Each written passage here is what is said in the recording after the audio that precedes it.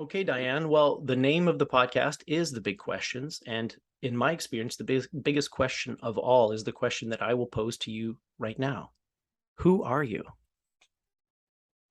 That's a very good question. Um, well, I'm transgender, and I have a lot of interests besides the transgender issues. I'm a big science buff. I'm a Trekkie.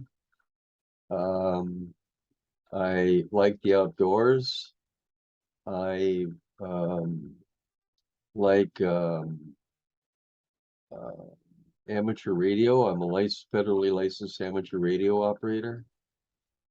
And that's pretty much who I am right now. I like that you said right now because it's liable to change, isn't it? Yes, it is. It's a picture in time.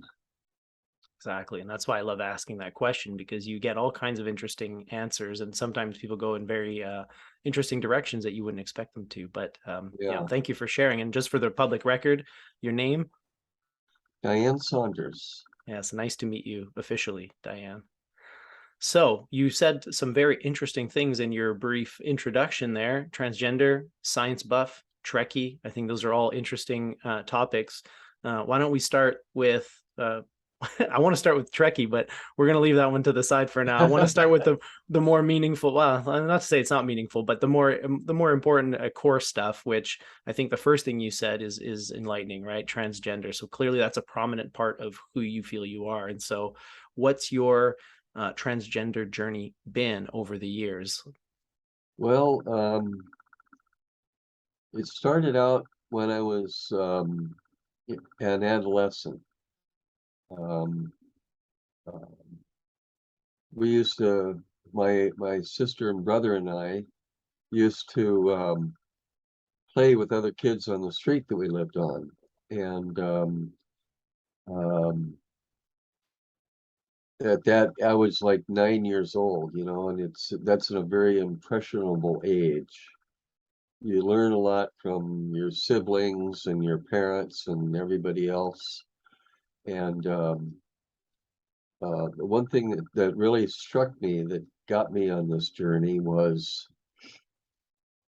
quite by accident. I was walking down the driveway of a friend's house to go to the back door and ask if he could come out and play. And as I was headed down the driveway, I happened to glance in a window in the house, and I saw his older sister in her bedroom, and she was changing clothes. And just for a minute, maybe, I stood there, and my first thought that came to mind was, why don't I look like her? Mm. And nothing happened with that after that. Um, but I was small for my size when I was growing up, and and other boys on the street used to pick on me and call me a sissy because I was sort of had effeminate moves and stuff like that. And when I was in junior high school, which some people call middle school, Mm-hmm. I took up I wanted to get into the school orchestra. Music was interesting to me. And so I, my parents said, well, what instrument do you want to play? And I said, I don't know. And they showed me some different instruments. They took me to a store where they sold musical instruments. And for some reason, I picked the flute. And, um, and I started practicing the flute. I took lessons, and I got into the junior high school orchestra, or the band. And I did quite well with that, but it never progressed outside of high school. When I got to high school, I was still bullied a lot and considered to be weird by many of my classmates and stuff like that. I tried to compensate for it um, by joining the gymnastics team and taking part in gymnastics, but I didn't do well. It Mm. was not a good choice for me in sports. And then after high school, I joined the Navy, and I had issues when I was in the Navy because I had I met this woman before I joined the Navy that was a stewardess, and we became friends and talking and stuff, and um, I just had a hard time when I was in the Navy because I kept focusing on that, but I also some of those feelings of not being in the right body were starting to come to the surface. And and then and that was like in the 1960s. And Wasn't a whole lot of literature or talk about this kind of stuff it in the really public wasn't, sphere. Yeah. no. And because of my size, my parents took me to UCLA because they thought that there was something wrong with my thyroid, that it wasn't growing. Interesting.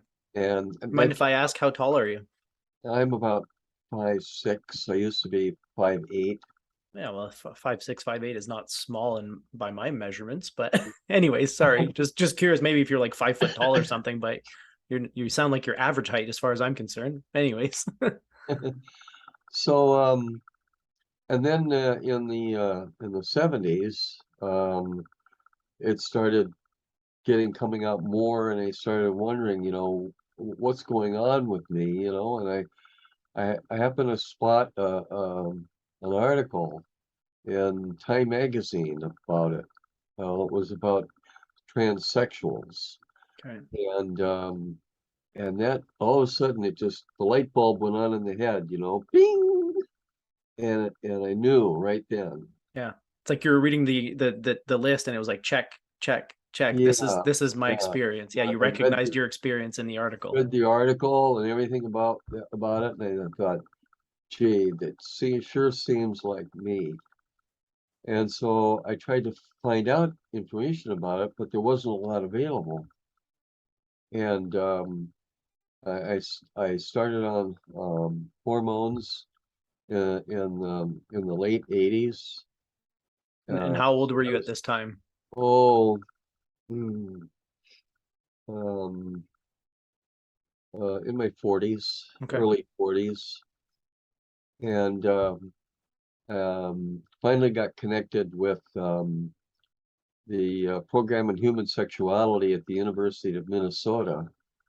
And I went up there and went through the counseling and the assessment and everything, the whole process of, of determining that, that I suffered from gender dysphoria.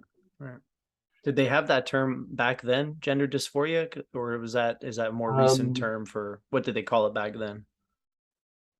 um, I think that's pretty much what it Oh, was, okay. if I Cool. remember correctly. Yeah. It might just Um, be a new term for me then. It might just be something that I hadn't heard about and until recently, right? But well, the terminology from back then has changed as of, now, and it's continuously changing. yeah. Can't tell from one week to the next what the terminology is going to be. Yeah. There's a lot of letters and a lot of labels, right? And Yes. that's actually a question that I have for you because I did do a little bit of homework, obviously, before I hopped on this call with you. And one of the things that came up in the homework is the difference between transsexual and transgender. And I don't know if maybe you could educate me and my audience on that because I get the impression they're not the same thing. They are not. Okay. So can you walk me through that and explain to me kind of Yeah. what the core differences are? When we were um,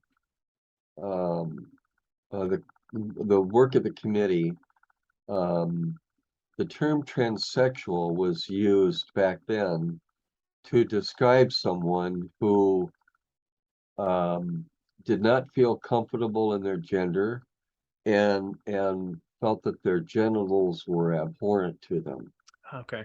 and that they wanted them gone.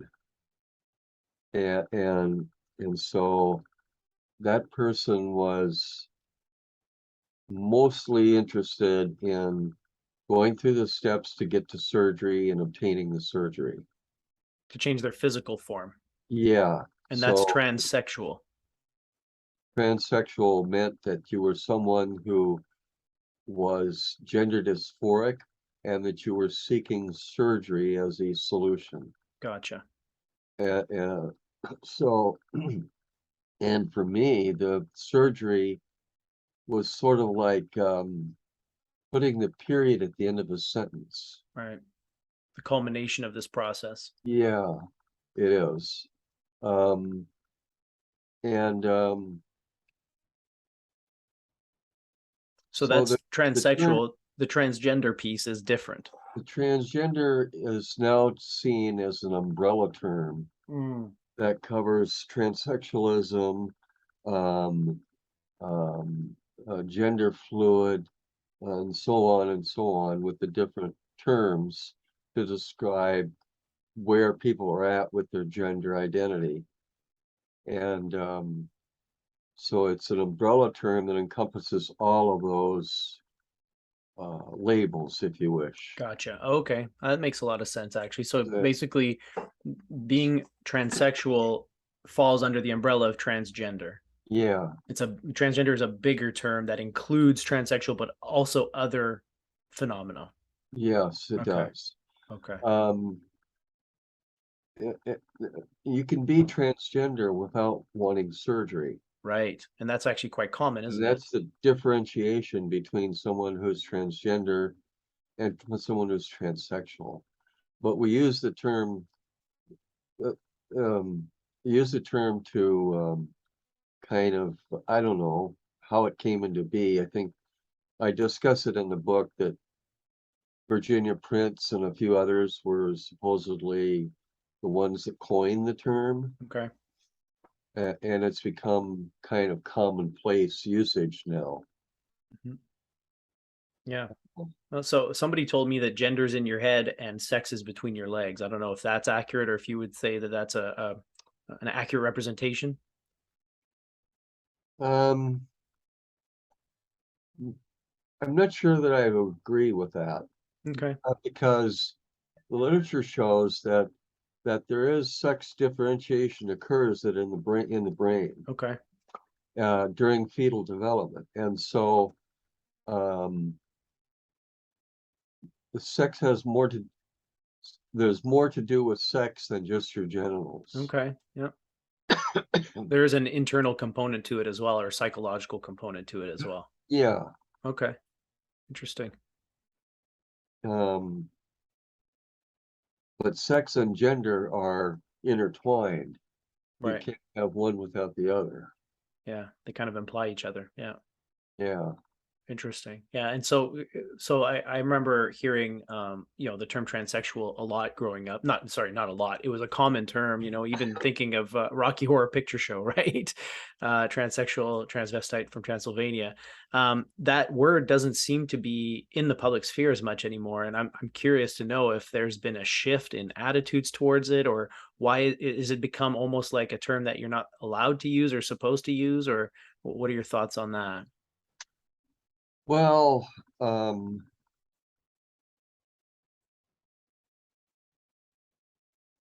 I'm not sure what my thoughts are.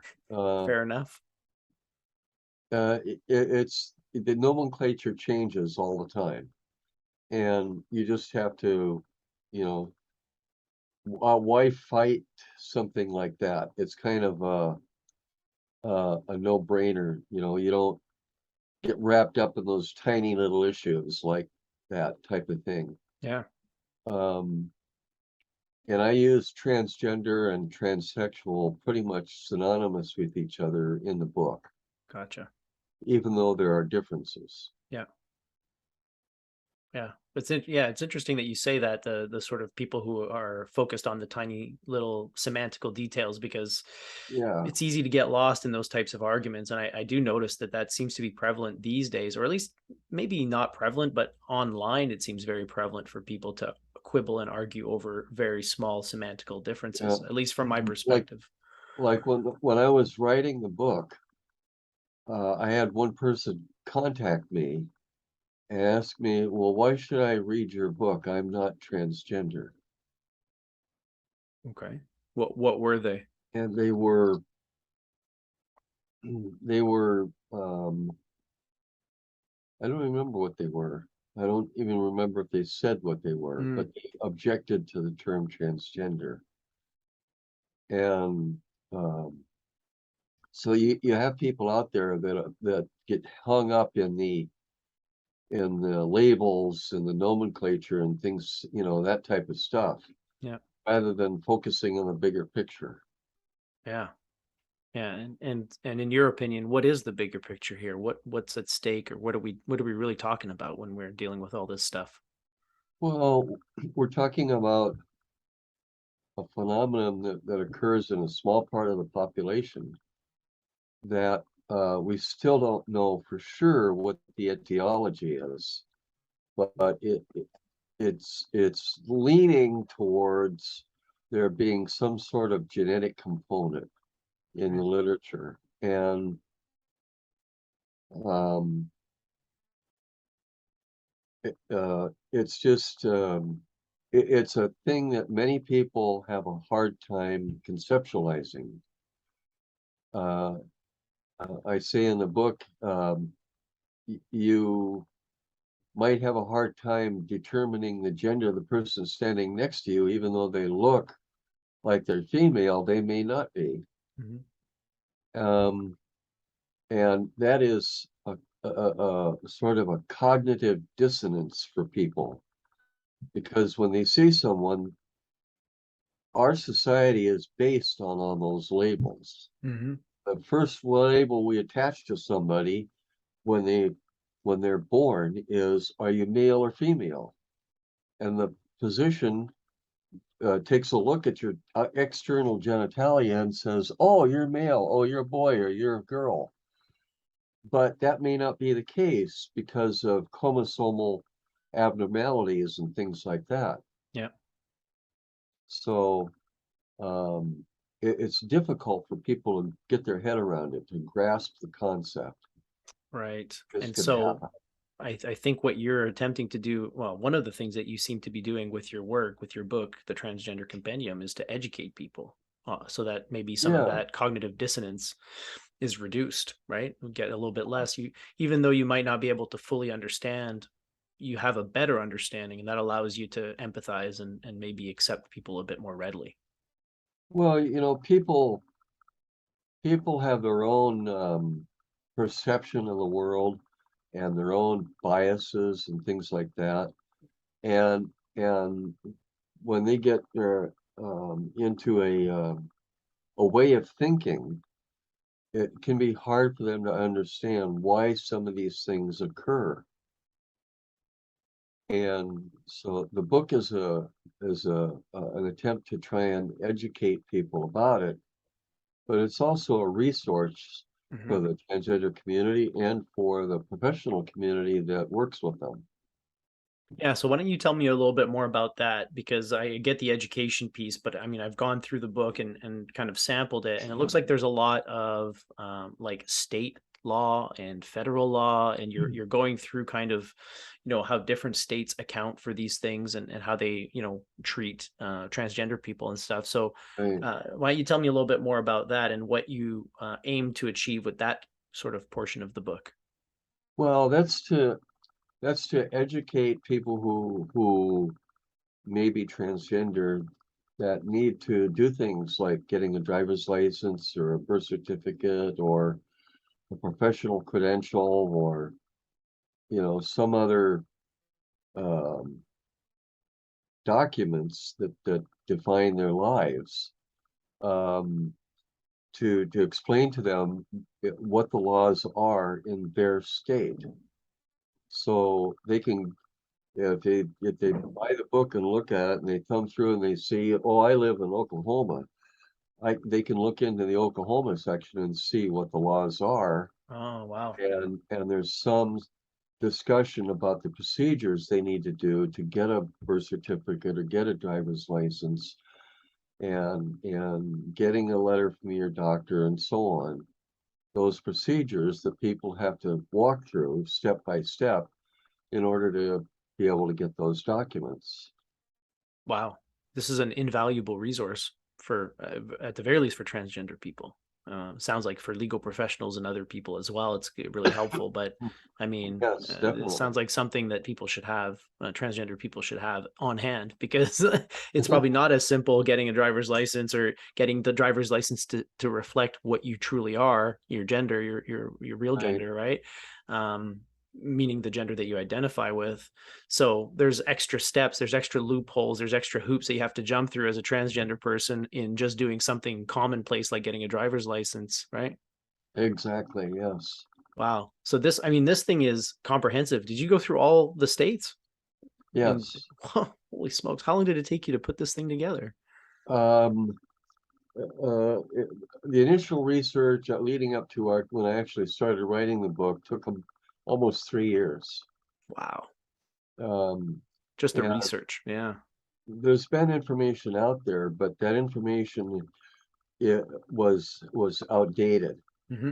And so part of the purpose of writing the book was to update all information so that people had accurate information at the time the book was published. Yeah. Things can still change, and they are changing because of all the state laws that are being enacted. Okay.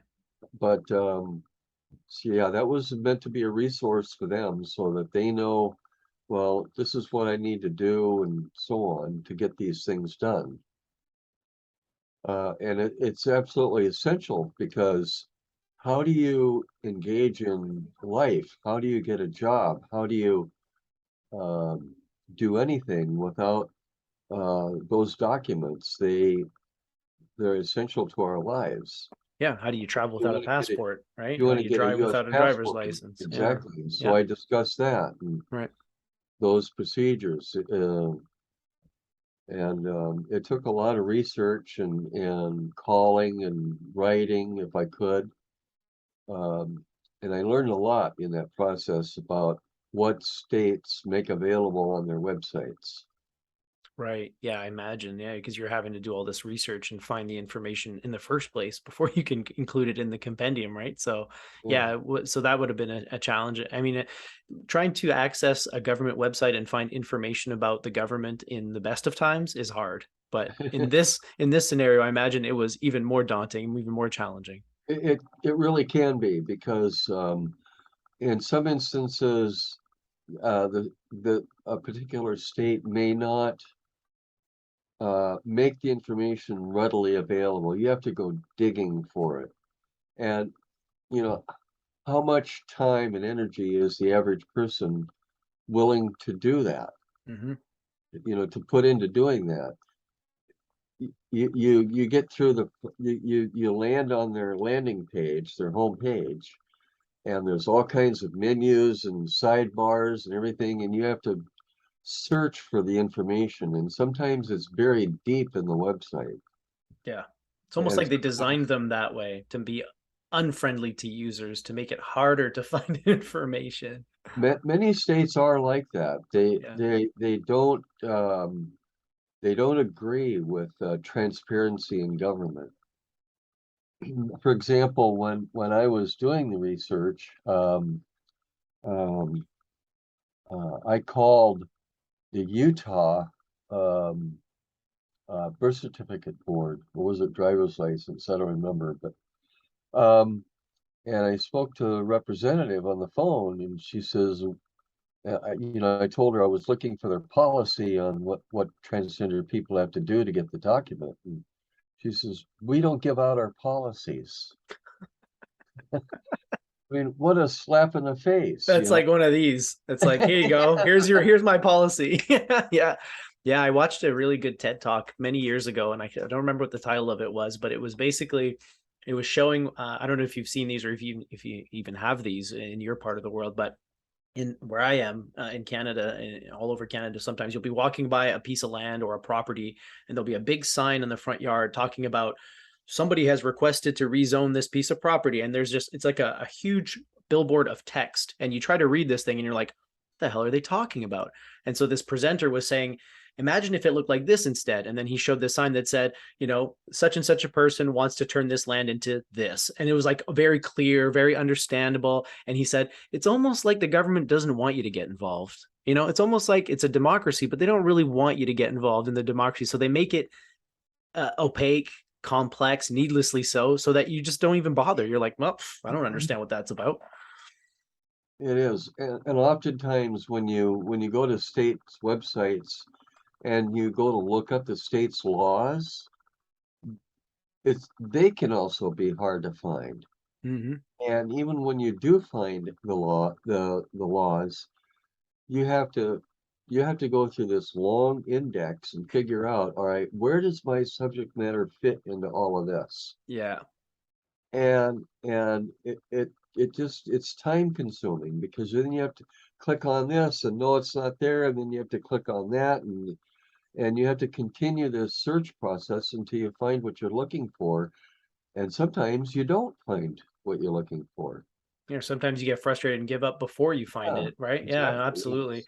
So I mean, you've gone ahead and done the most frustrating, thankless job that you can possibly imagine. You've gone to all these government websites and sought out the rules, and you compiled it for us, which Yeah. is, I mean, what a service to the transgender community and to, I mean, to anybody who's involved in that movement, right? Yeah.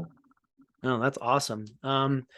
So I spoke to Margot about you before. Again, that was part of my homework to see, you know, the work that you've done together and stuff. And she did mention to me that you're quite, I guess, involved in politics, or you're quite aware of the political situation in the U.S. and in your particular state. You live in Florida, right?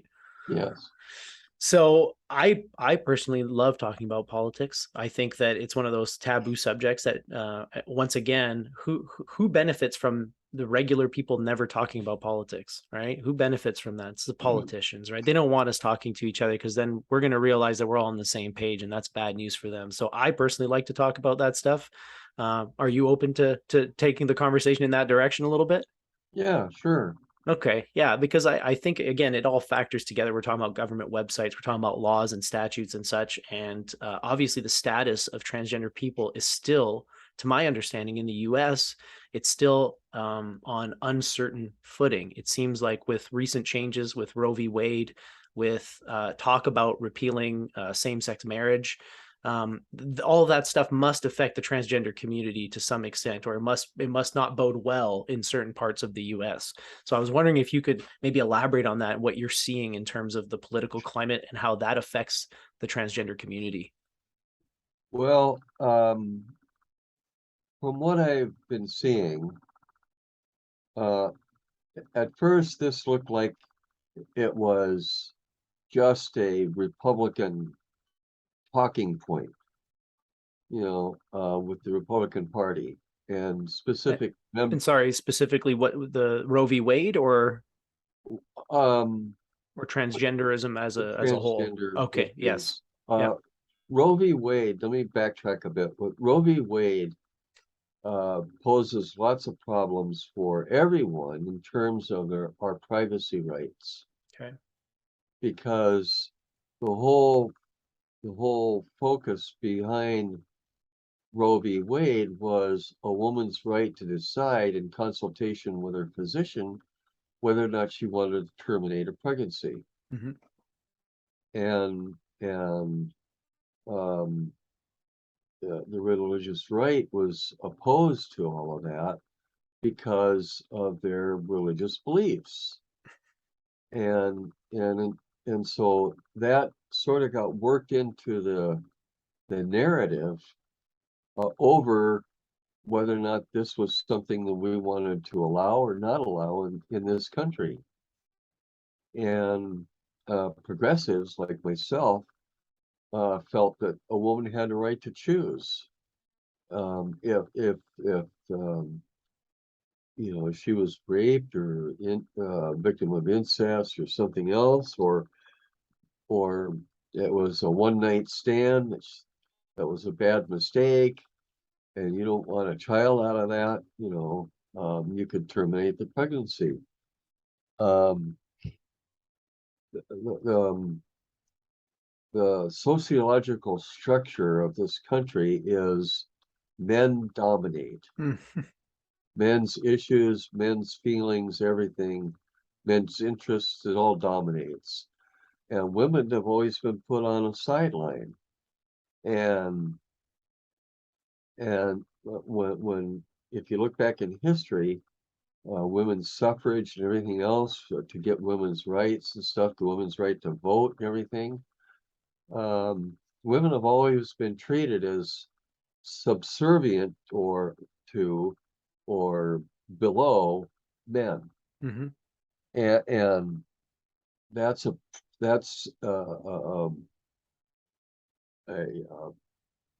problem because it causes women and men to be treated differently Mm-hmm. when the society was built upon that everyone would be equal. That's the whole purpose, is equality under the law and so on. Yep. But the equality wasn't there. It was this mismatch, Yeah. And so all of this plays into why conservatives went after Roe v. Wade, and now the conservatives on the court overruled it, and they did so by completely ignoring precedent. Hmm.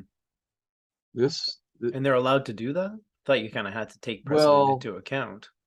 the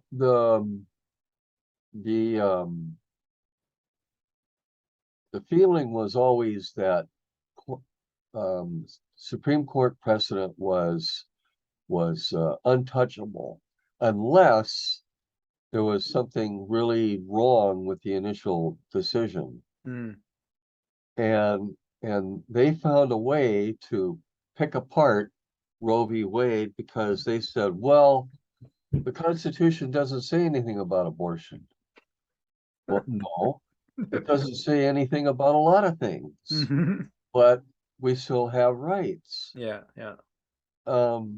And so because the Constitution didn't mention the word abortion. I don't know that that was even a word to them back then in the 1700s. Yeah.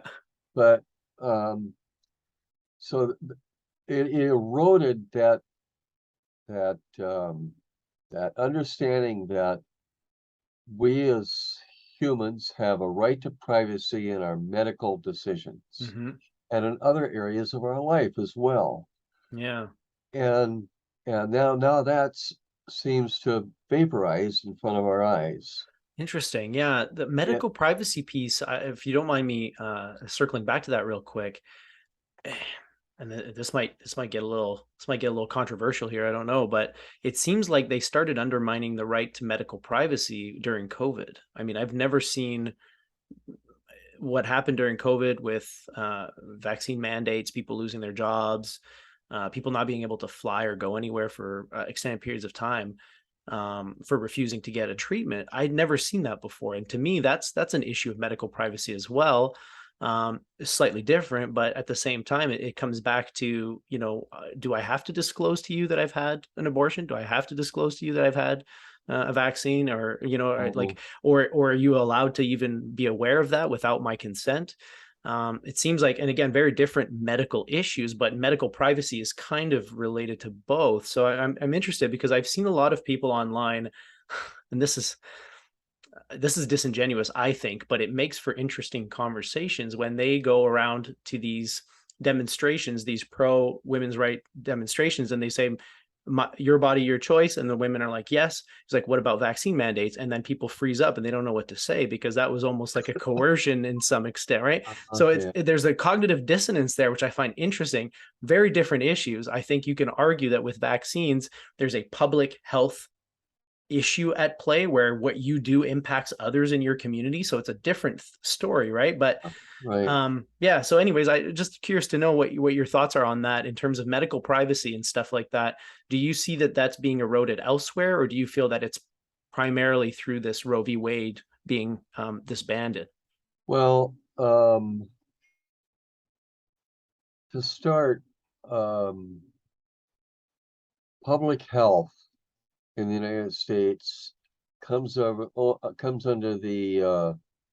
the police power of the federal government. Okay.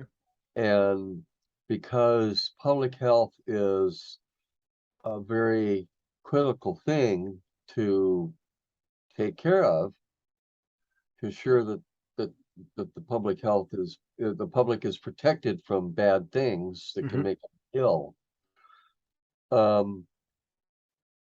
I don't see a problem with them saying, because this is a highly communicable disease, Yep. that you need to stay home, and or if you do go out, stay 6 feet apart inside a building and things like that. Wear a mask, whatever. Because Yeah. the purpose is meant to be, in the end result, a public good. Yes. It's to protect people Yep. from getting a disease, or if they have the disease, to passing it on to other people. And people get really uptight for some strange reason as to why that bothers them. I mean, you saw here in Florida in late 2020 and through 2021, people were walking around with no masks. It was a party, wasn't it? Because they were saying, it's my freedom, I'm, I don't have to pay attention to this, blah, blah, blah. Yeah. But they miss the main issue, which is protecting you and other people from passing on a communicable disease. Yeah. Yeah. And in this instance, the communicable disease has killed tens of thousands of people. So, it's to me, it's a strange way of looking at the issue to say that I don't agree with doing this, I don't agree with getting vaccinated, and I don't agree with doing all these things that the government wants me to, because the government's intruding into my life too much. Right. Well, in that instance, they have the right to. Yeah. Yeah. Yeah. Again, if you can demonstrate that it's a public health issue and that the measures that you are mandating are actually having a positive impact on the health issue, then I think absolutely it's justified. Not meant to control people's decision making. It's meant to protect them from bad health issues. Consequences, outcomes, all that fun stuff. And it's not just COVID-19, which is the disease caused by the SARS-CoV-2 virus. Yeah. It's any other communicable disease. It's mumps, measles, all these different things, polio, you name it. The list is as long as my arm. Yeah. That are highly communicable and can be spread easily.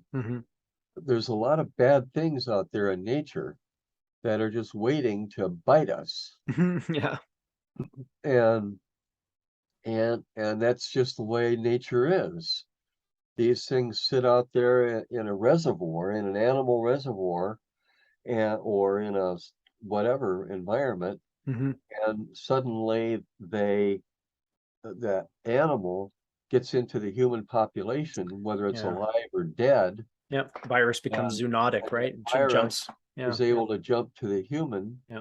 And bingo, you have a pandemic. Yeah, absolutely. Yeah, it doesn't take much to obviously threaten the stability of our world. I think that's what I learned from COVID-19. The most glaring lesson is that we're really on the precipice, because our healthcare system wasn't ready for it. Our financial, economical system wasn't ready for it. Businesses going out of business very quickly from being shut down and stuff. It just showed how fragile our precious systems really are. Humans are very vulnerable in this world. Absolutely. Especially when we don't stick together. I think that's and that's what's happening right now, and what's been happening for a long time, but it feels like it's becoming more intensified. There's a game of divide and conquer at hand here, and we're being divided along many different lines, whether it's through gender, ethnicity, race, religion, political beliefs. And once again, who does that benefit? To keep the masses divided and at each other's throats or in opposition. Doesn't benefit us, but certainly seems to benefit the people in charge, because we're not gonna get our stuff together if we're fighting each other. Yeah. Well, but The thing that's going on now with the transgender issues that are widespread in the news these days, um, from my point of view, has to do with Christian nationalism. Okay.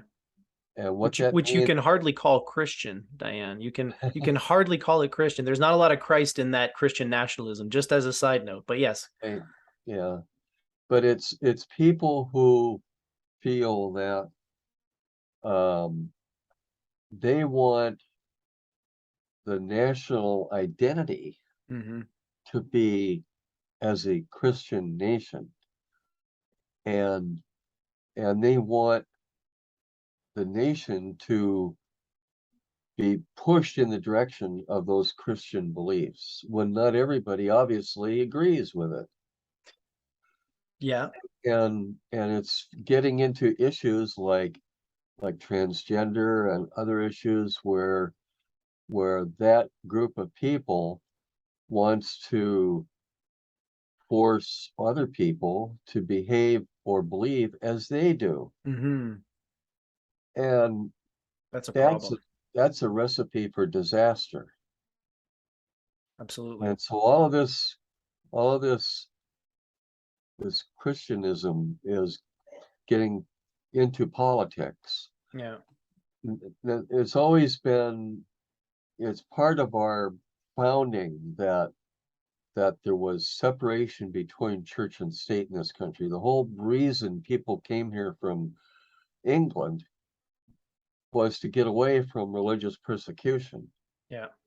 And now the religious people are persecuting others because of their religious beliefs. It's pretty wild, isn't it? It is.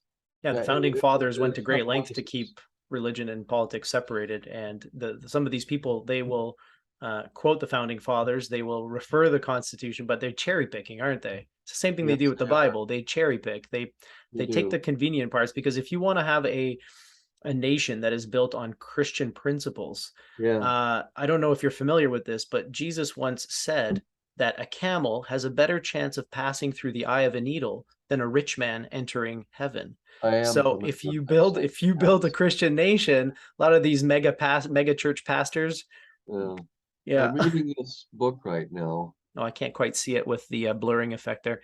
Taking America Back for God. Oh, interesting. I just got into it. Joanna sent me the book the other day. We learned about it when I read an article in the New York Times about all of this. And that's exactly what it is. They're um, they see society as a whole deteriorating um, and falling away from what they believe society uh, as a rule should believe. Mm-hmm. Members is, and the problem with that is this society isn't all one faith. There's a number of different faiths because the United States history is that this country was a melting pot. Correct. People from all different countries came here for a better life. Yep. And there is no one religion. There's no Christianity, Catholicism, Hinduism, you name it.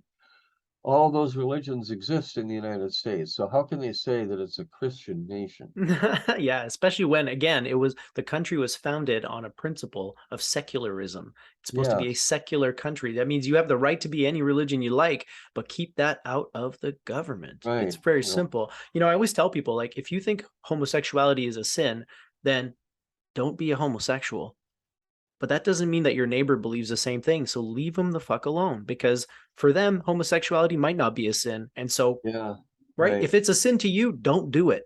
But you can't Yeah, be telling other people not to do it because you don't know what they that's believe, right? that's what they want to do. See, they want to I know. control Yeah, that's other the people's problem. lives. Yeah. Believe what you want to believe.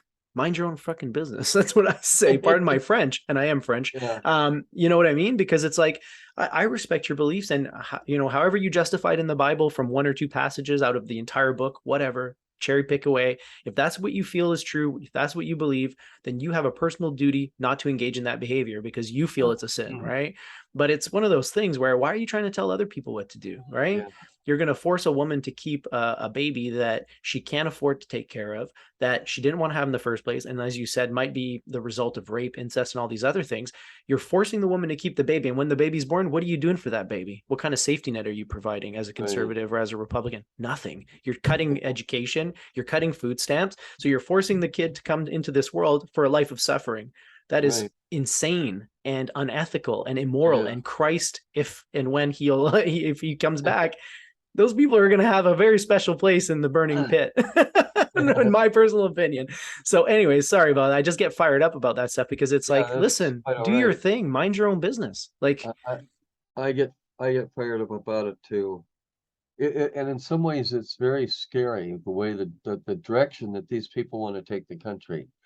And Donald Trump saw that and used it as a catapult. Dog whistle too, right? Just attracting all kinds of interesting cats. But again, if you were a Christian and you truly tried to observe Christian principles and follow the teachings of Christ from the Gospels, you wouldn't be supporting Donald Trump ever in your life. Like, these people have never read the New Testament. They've never read what Jesus said according to those 4 Gospels, because if they did, there's no way you could support a man like Donald Trump. It's impossible. It's incongruent, just doesn't go together. Their religion, they're using their religious beliefs as a sword. In some passages in this book that I'm getting into, it says that they want a warrior Christ. And much of that stuff comes out of the book of Revelations. Interesting. Because if you actually look at the Gospels, the one time Jesus gets really pissed is with the money changers and the bankers in the temple. He starts flipping their tables over. One of the only time I think he expresses anger is towards the capitalist class. So it makes for an interesting, if he was going to be a warrior, who do you think he'd be taking out first? You guys, the conservatives, the richest people in the world, the greediest people in the world. He's coming after you. So I hope we get that warrior Christ. It's wild though that they can justify their beliefs. Like it's almost like you take the Christian teachings and you do the opposite, and you do it in the name of Jesus. That's essentially what they're doing. Yep. Mind-boggling. It is.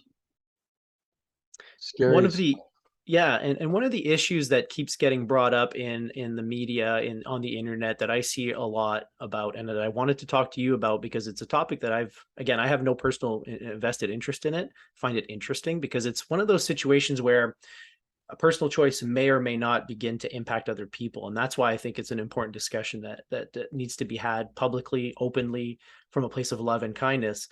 But with scrutiny, right? We need to actually get to the bottom of this. And the issue at hand, and I know you are quite up to date on it, is transgender athletes.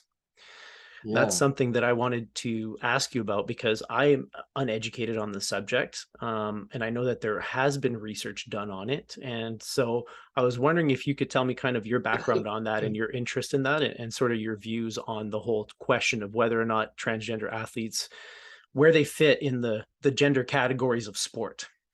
The whole issue involving transgender athletes was the final straw for me that made me decide I needed to write the book. What I saw Donald Trump doing with things like banning transgender people from serving in the military and other things, and then all these state laws started coming out. There's a federal law called Title IX. It's the Educational Amendments of 1972. Okay. And Title IX in there deals with discrimination based on sex. There's other factors too, but sex is one of the factors that you cannot discriminate on that in any educational program or activity that receives federal financial assistance. Okay. And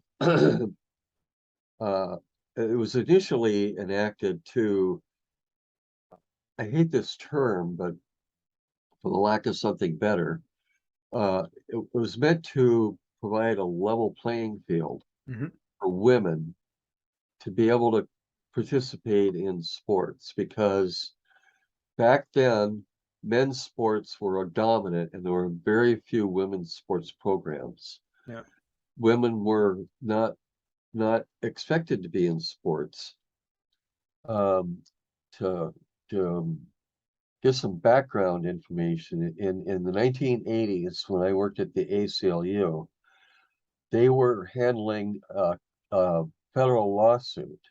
This is in Los Angeles, for 82 women world-class 5 and 10K runners who wanted to participate in the 1984 Summer Games in Los Angeles. Hmm.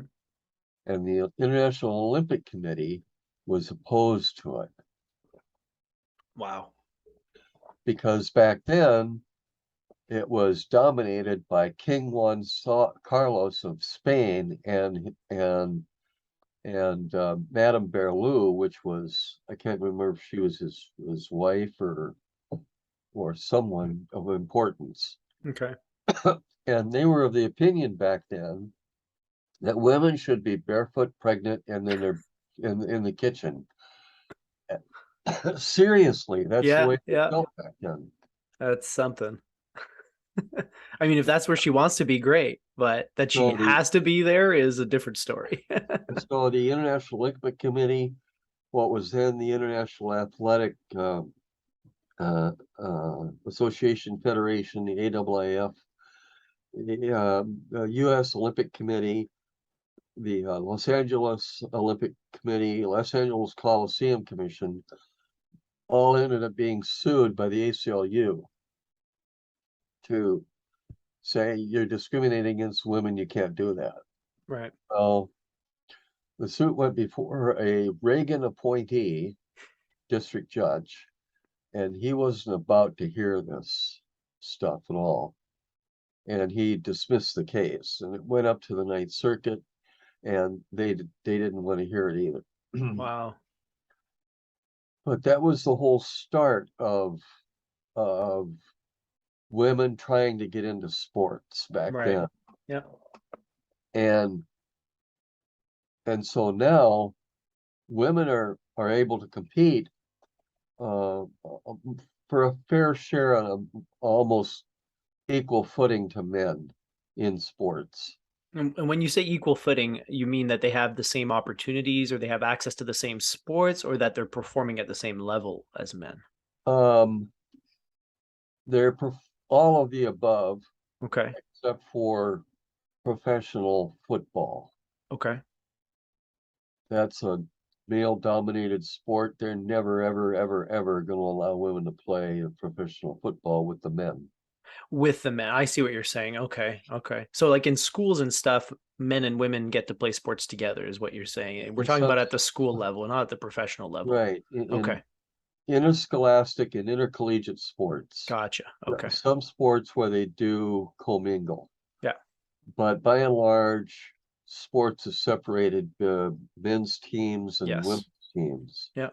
In basketball, you name it, Yeah, you whatever got the the sport. WNBA and the NBA, right? You've got Yes, the women's league and the men's league, and right. so why do you think that there is a segregation of sexes in sports? What do you think is the purpose of it? Like aside from football, where you understand it's like high contact, but like something like I don't know, soccer, basketball, those types of things where there's less contact. Why do you think that we need to have a men's league and a women's league at the sort of professional level? Well, I I don't. Oh, you don't think we need that? Um, the way it sits now is it's it's separate but equal. Right. Okay. But that was ruled unconstitutional in Brown versus Board of Education in Alabama. You remember in the 1960s when they didn't want black students going to college. Right. And that all erupted into the civil rights Yeah. era of the 1960s and early 70s. Well,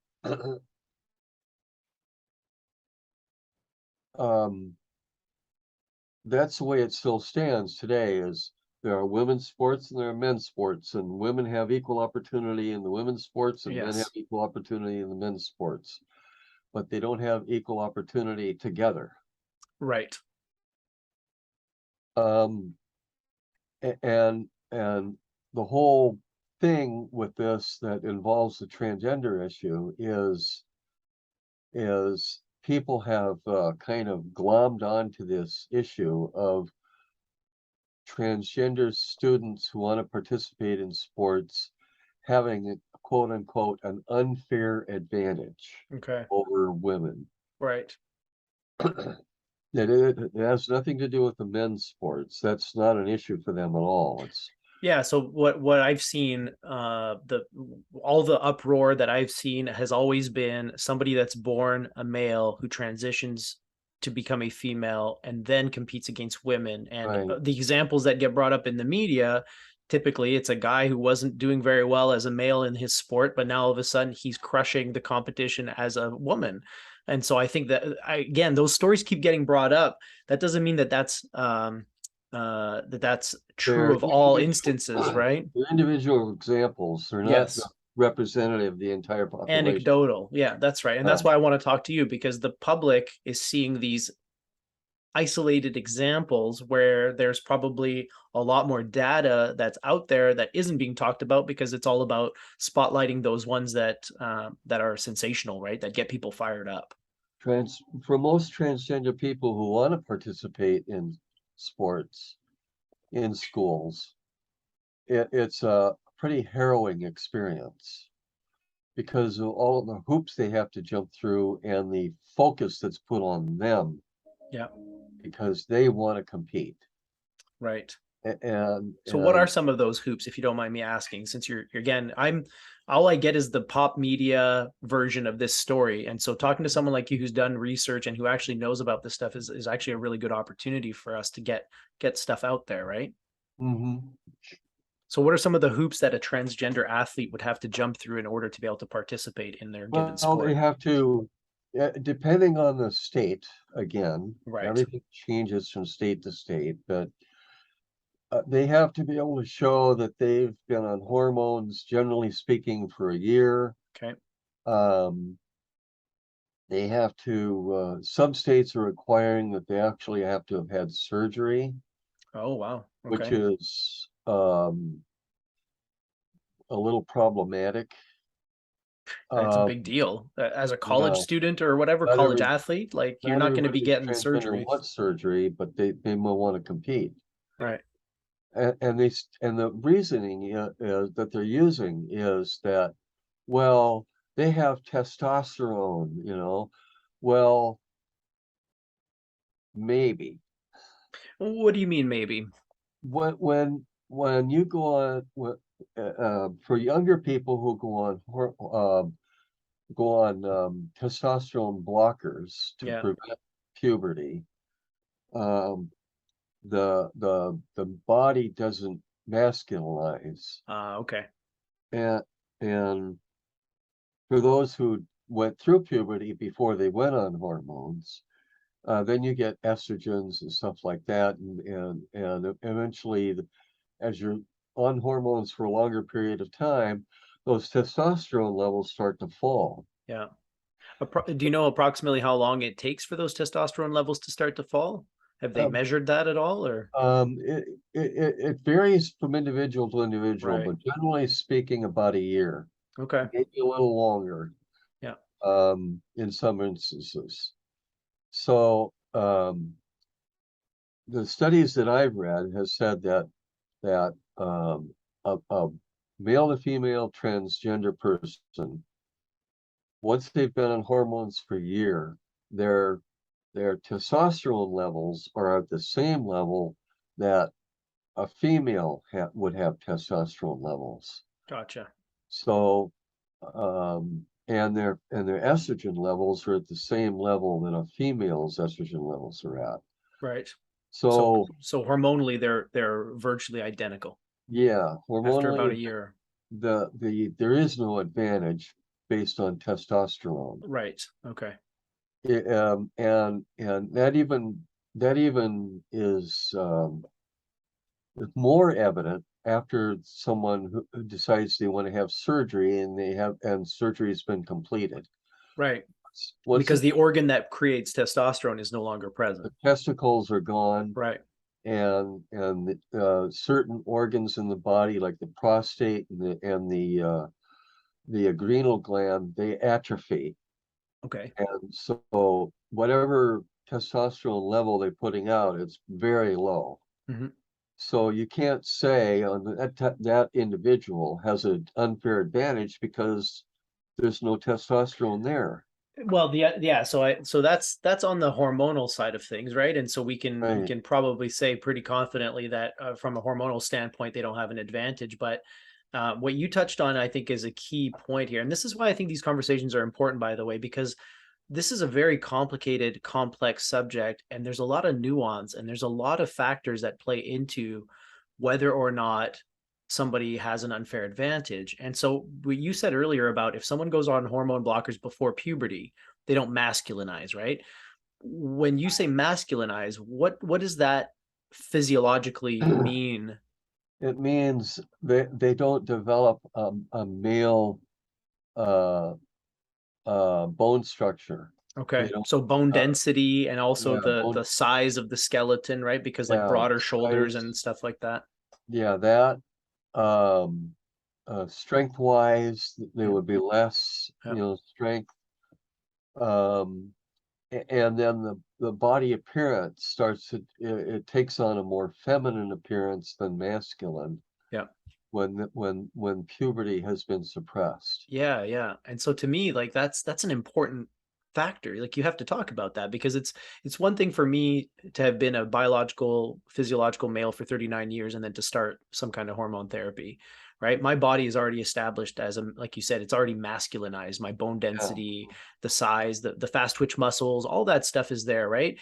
Versus if I had gone on hormone blockers at the age of 12 or 11 or however old you're supposed to be, and then my body would be completely different. And so like the fact that that's not even really being discussed in these situations and it's not even accounted for to me is a sign that the conversation is being overly simplified for nefarious reasons, or at least it seems that way.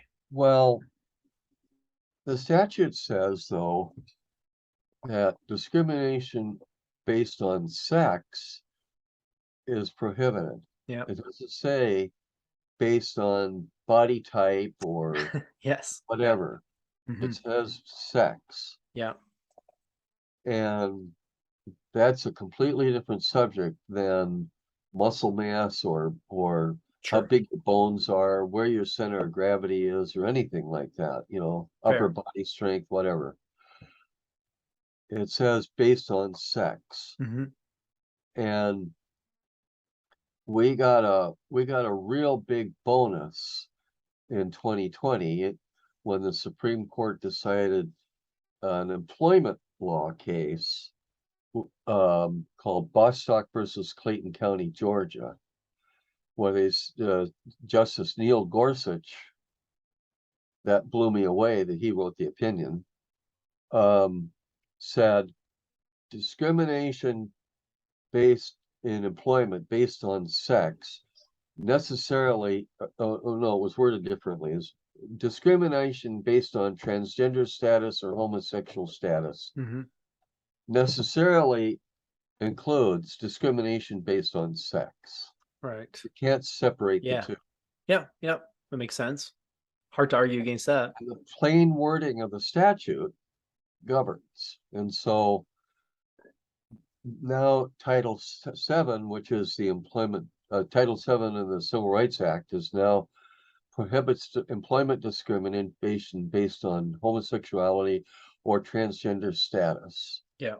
So they took the wording, the federal government now that um, has taken the reasoning in the Bostock decision and applied it to Title IX. Hmm. If the reasoning that this prohibits discrimination based on sex and employment the wording in the statute in Title IX is virtually identical, Hmm. and so It applies to necessarily sports. it applies to Title IX. Interesting. Yeah. Yeah. So See, they and again, cannot. there's some subtle nuances there as well, because again, like my colleague, so whether you're a man, woman, trans woman, makes no difference. You're my colleague. We're working together. It's employment, right? There shouldn't be any Yeah. issue there. Mm. When you get into sports, there's physicality and there's competitiveness, and it's a game. It's not for employment. So it's not like, you need to work to live, right? You need to earn an income to pay the rent, Right. to buy foods and stuff. So to me, those are actually quite different. I wouldn't necessarily think that you would just universally apply the one to the other.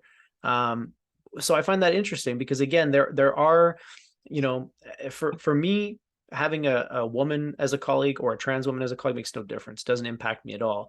But for me as a woman to be competing against somebody who spent 20 years of their lives as a biological male and who's had 1 year of estrogen, that does affect me, because now I'm competing against this person. If it's a contact sport, even if it's soccer or something like that, not like full Well, blown, then there are health repercussions potentially for me competing against somebody who has that masculinized frame and who's got 20 years of masculine experience. right, but that So does. you know what I mean? I I I do. see them as Yes. separate issues And, slightly. and Joanna and I have discussed that same issue. Hmm. And my feeling is that because of the way the statute is worded, that aspect does not come into play here. Okay. Because then you find yourself on a slippery slope. Hmm. Because if you say, well, we're going to discriminate because you're too muscular, or Hmm. your body structure is too big, or Some whatever. biological females What are if more you just muscular say than next? others. Your feet are too big, Yeah. or you Yeah. know, Yeah. Yeah. etc. Yeah. It's a slippery slope that you don't want to go down. Yeah. Yeah, but at the same time, I think we're already on that slippery slope, Diane, We are, unfortunately, and yeah. we kind of have to contend with it, because you're absolutely right. Like, so I don't watch a lot of sports. Actually, I don't watch any sports. My whole life was martial arts, boxing, and now mixed martial arts is really what I'm into. And so when I think of sports, that's what I go to. And so I think, me, with my 39 years of experience boxing a woman wouldn't be nice. It wouldn't be fair. You know what I mean? And so when I look at those types of situations, I think it depends on the sport.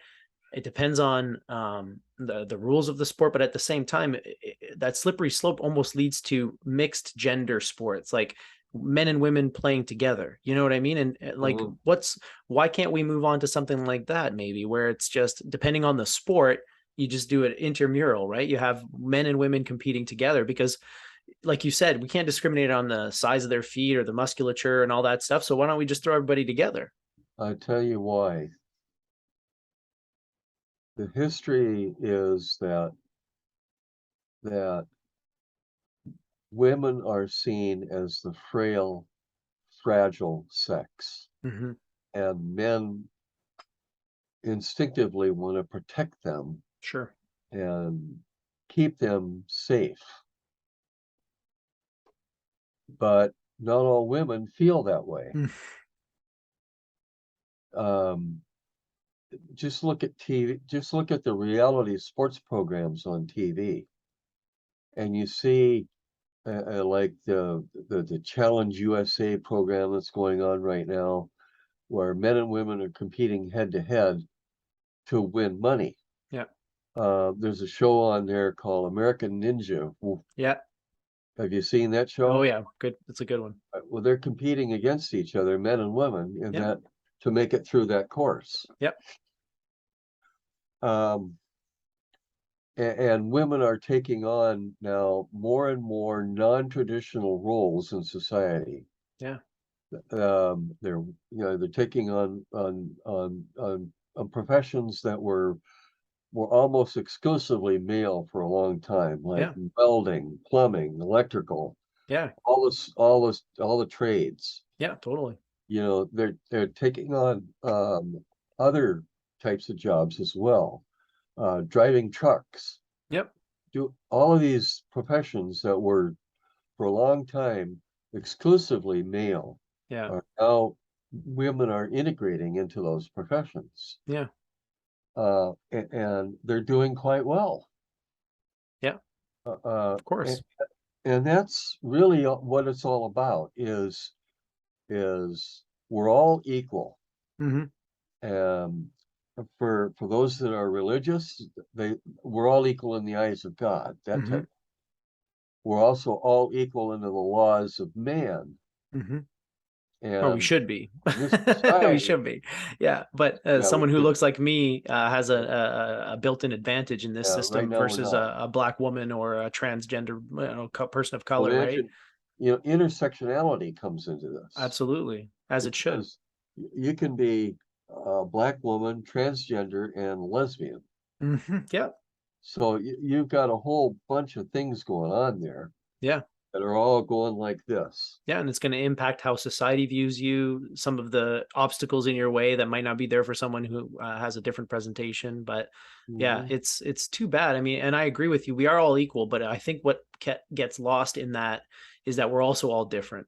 Yeah, So equality doesn't mean the same. It doesn't mean that we're all the same. It doesn't mean that we're all equal in every single way. It means that inherently we are equal as human beings before God, before nature, and hopefully, preferably, also in front of the law that we create and enshrine. It should be matter of course, but I think it's taking us time to get there because over the centuries, we've always had people that came forward and said, golden rule, do unto others, right? Love your neighbor as you love your God, all these things. The problem is the way we define ourselves as a group. We think, okay, so I have to do this to my people, but you're outside of my people. So I'm not going to use the golden rule with you. You're not my neighbor. But the problem is we're all neighbors across the right. entire planet. We are all one people, and we're still dividing into tribes and into identity groups. And the Yeah, more we do that, the worse it's going to get for us, until we all realize that underneath those individual identifiers is a universal human experience that is one and the same for all of us. We are right, all one. And right. so, having these conversations really brings that out to me, because it's like, you and I are from very different parts of the world. Our cultures are different. And yet here we are having this civil, enlightening conversation. And, like, I'm learning from you, and it's a great experience for me, and I'm just open to it, right? But a lot of people are closed off to other They things that are are. beyond their Yeah. own frame of reference. So, I just want to thank you for first of all just accepting the invite to come here and chat with me. I mean, it's been a great conversation. Yeah, it's uh, people forget that there's infinite diversity in the human experience. Uh, but we do have commonalities. You are a common whatever. Yeah, commonalities. Yeah, more than differences. When you really break it down, I mean, when you start to get to the really core important stuff, we're all the same, right? We all need food, shelter, water. We all crave companionship, love. We all want to be Exactly. accepted. Everybody's the same, regardless of where you come from and what your culture is. So, yeah. I look at it as we label people, uh, you're you're Caucasian or you're black or you're Asian or you're this or you're that. Hmm. We say they're different races. Well, in actuality, there's only one race, and it's the human race. That's But correct. we can't get away from this thing of labeling everything in our lives. Mm, People, you know, we always have to attach labels to everything. yeah. And that's I don't know if that's something that's good for society or not. I don't know that it's good, but it's definitely something that happens. And I just want to plug this book real quick in case you're looking for some light reading. What you're describing there is I don't know if you can see this book. Sorry, let me get my fingers out of the way. The Master and His Emissary: The Divided Brain and the Making of the Western World. This is one of my Oh, favorite books. uh, It's heavy reading, but basically what it comes down to is that this instinct to label and break everything down into bits and pieces and parts that we can clearly identify and say, this is this and this is that. That's purely yeah, left hemisphere stuff. The yeah, left hemisphere is 100% in charge of this. Now, the problem is the left hemisphere is only there as a servant, but right now it's running the whole show. And so the state of the world that you see right now, all the division, all the craziness that's happening, yeah, it's driven by a left hemisphere that is dominant across the board.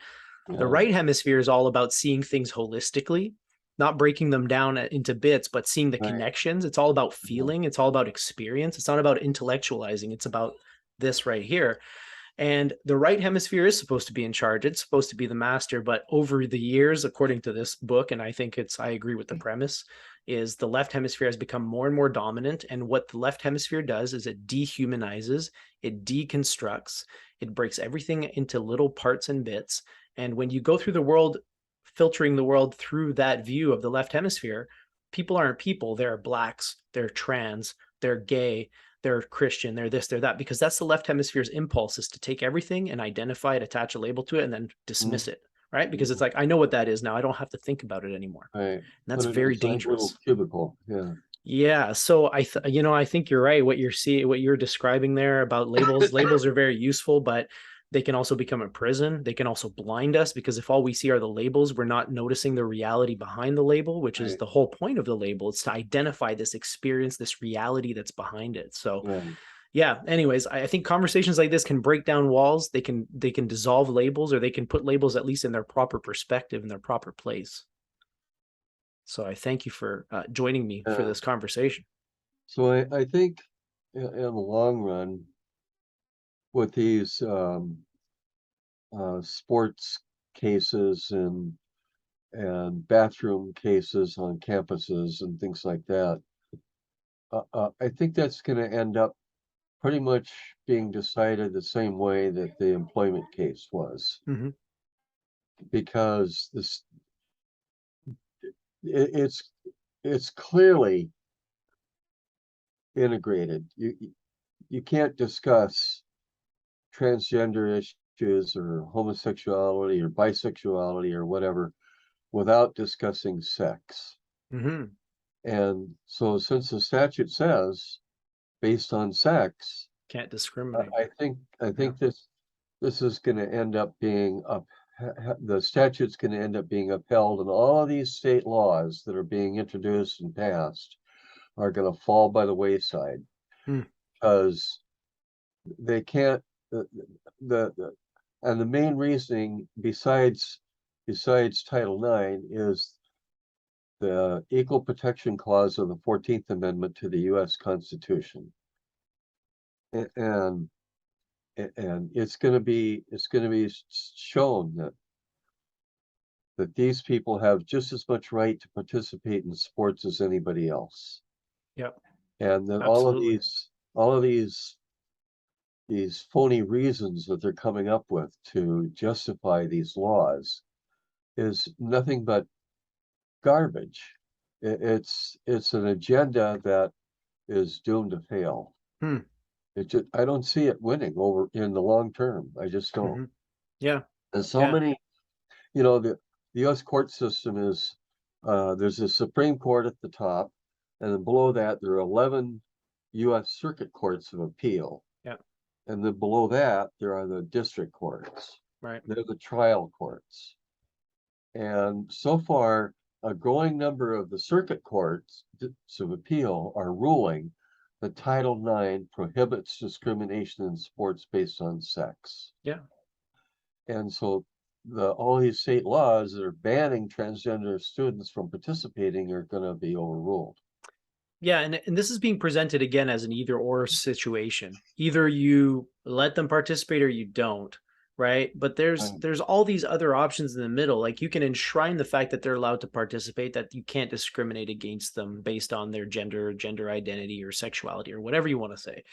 At the same time, like, you could have, whether they play it with men or women, again, that's up in the air, right? Like, so there's all these different things where it's like you can allow them to participate in sports. That doesn't mean that where they participate is already set. You know what I mean? Like, I don't know if that makes sense. Like, there's all these different options that you could say, yes, they can participate, but here's what we've done to make sure that it's a level playing field, or here's what we've done to make sure that nobody's, you know what I mean, being hurt or anything like that, if there are situations like that, right? Yeah. Because I think some of the concerns, again, I've seen, I only see the most sensational ones, right? Because that's all I see online and in the news. But, like, for example, an MMA fighter who was a man for most of his life and transitioned. And a year after they began taking hormone therapies, they began competing against women. And this is a combat sport. And what this woman did to other women, and it looked, again, you could tell just from looking at this woman that she had the male masculinized body and frame, looked a lot different than the women she was competing against. So there has to be nuance in these conversations, right? What I think is going to come out of it is every state's going to be allowed to hopefully follow the professional advice from people like from WPATH or the Endocrine Society or whatever. Yeah. And put together regulations that say you can participate, but you have to complete at least 1 year of hormone therapy. You have to have all of the mental health issues that may be present addressed. Yeah. And then you can compete. Yeah, checks and balances. But you can't. The whole issue of making it required that you also have surgery is problematic. I agree. Because not every person who wants to compete is going to want to have surgery. Yeah. And so you can't deny them the ability to compete because they don't want to have surgery. Yeah. They've met the requirements to be able to compete, and they should be able to compete. So a male and female transgender person should be able to compete on a woman's team. Because even though those structural things may be in place, the whole basis is on that they've challenged uniformly across all the states that this has happened. They've challenged it based on a person's testosterone level or their chromosomes. Right. And they've put misinformation about chromosomal development into their lawsuits because what they've said in some instances is not correct. Because it's flavored with that religious influence. Yeah, so, if only we could just be looking for the truth, right? Regardless of, whatever the outcome is, whatever the truth happens to be, without all these biases, without all these preconceived notions that we have. That's all I'm after. I mean, whatever the truth is, I just want to know. And what are the most current facts? What's the most sort of reliable data that we have? And then we can make informed decisions. And as things change, if they change, then we can reevaluate as we go. But it seems like it should be a conversation that's allowed to be had, again, from a place of truth seeking, not from a place of trying to discriminate or trying to, attack a group of people. It's like, let's just get to the bottom of it so that we can stop having this conversation and people can just compete wherever they're supposed to compete, whatever that happens to be, right? But yeah, anyways, well, thank you for enlightening me on this, because again, it's a subject that I'm not that familiar with. All I get is the sort of popular media perspective and the most sort of hyperbolic examples like this one, mixed martial artist that I was just telling you about. But at the end of the day, I should note this female mixed martial artist, transgendered woman, she was beaten by a woman. So it kind of goes to show that, again, like, is it a built-in advantage, or was she just really good until she met the chick who beat her, There's one case pointed out in the book that where a group of women filed suit to prevent a transgender woman from participating in school sports. And after the lawsuit was filed, one of the cisgender women that was the plaintiff in that case beat a transgender person in a sport. Yeah, it's such a complicated, convoluted subject, and there's so many factors involved that, like, I'm just happy I don't have to research and make the decisions on that, because it's beyond me. It's beyond my understanding. Because I mean, there's the story of this guy who was ranked 200th in the world in tennis, schooling Serena Williams, or Venus Williams, I think it was. It was an exhibition match, and so like the best woman player in the world played the 200th ranked man in the world, and the man beat the pants off of her. And she even admitted like it wasn't even fair. So in some ways, it's like there's clearly distinctions and different advantages, built-in advantages between the different genders. Yeah. And how do we account for that? And how do we make sure that it stays fair and a level playing field for everyone involved? I mean, like I said, I'm just happy I don't have to make those decisions because it's way beyond me. There's too much at stake, and there's too many factors involved. As long as they write laws that say based on sex, that's going to be the determining factor, not any of those other factors. Yeah, yeah. Will come into play. Interesting. Yeah.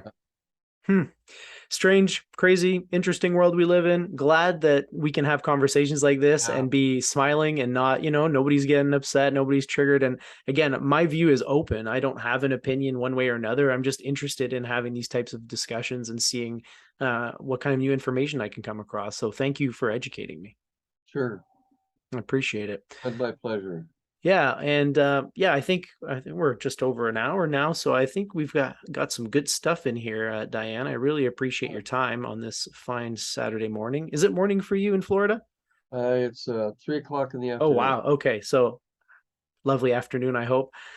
Is there anything you wanted to say in parting before we sign off? Any messages to the audience or anything? I will obviously plug your book in the comment below, put a link up to it so that people can find it online. If they so choose. And thank you. Just if you're transgenders, the book is there. Seek out medical help, seek out the professionals who can help you. If you're under the age of 18, that may be a problem with some of these laws that are coming out that are prohibiting transgender people under the age of 18 from getting transition-related health care, which is particularly despicable.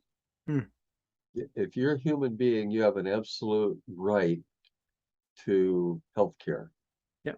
And nobody should ever take that away from you, regardless of the reason. That's a much bigger topic there that you're describing in the US. I'm in Canada, so I got healthcare regardless, but I know that's not the case for everybody in the US. And then on top of that, being transgender probably just adds another layer of complexity and difficulty to it. Just seek help. Lots of loving people are there willing to guide you through your journey, and best of luck to you. Stay strong. Don't let the world put too much weight on your shoulders. It helps to have supporting parents if you're young, for sure. If you don't have supporting parents, then that's another major issue that is for another day's discussion. Yeah, and certainly we can have another discussion if there are other topics that you'd like to broach, including, again, children transitioning. That's a subject that I think would be a podcast all on its own. So I don't want to get into it now, but maybe we can have another discussion because clearly you have some knowledge on that as well, and love to hear your thoughts and get into it. So